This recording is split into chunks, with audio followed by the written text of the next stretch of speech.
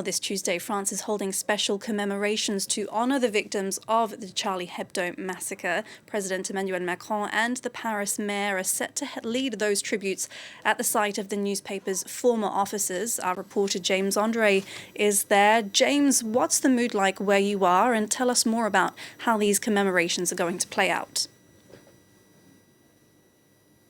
Well, indeed, the first people are starting to arrive here, and the wreaths have already been laid in front of the headquarters of Charlie Hebdo, former headquarters of Charlie Hebdo, which are just in the street behind me. This is the exact spot where the Kouachi brothers entered this building 10 years ago, and this commemoration will take place at 11:30. That's the exact time of the attack. The Kouachi brothers, who did not exactly know where they were going inside this building and had to enter and ask around before they actually stormed what was the editorial meeting and basically opened fire with Kalashnikov assault rifle, killing 8 journalists of the editorial board of the newspaper Charlie Hebdo.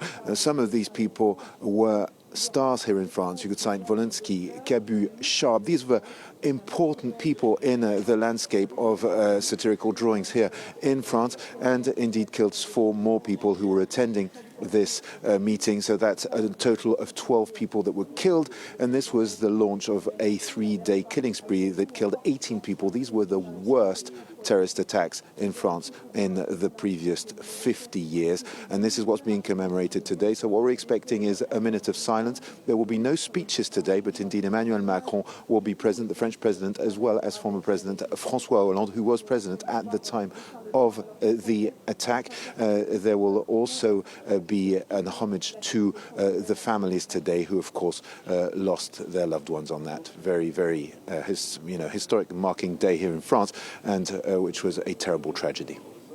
And James, how significant were these attacks looking back 10 years ago? I mean, can we say that these were a turning point? Yes, they were very definitely a turning point here in France. They were really the beginning of a very dark year in France, which culminated later on in November with the attack of the Bataclan, which is only a couple of blocks away. You've got to realize that it was very much the beginning of a year that changed things for France, because it was also the beginning of an international campaign against the Islamic State group, who, as you know, had taken parts of Syria and was setting a foothold in the country.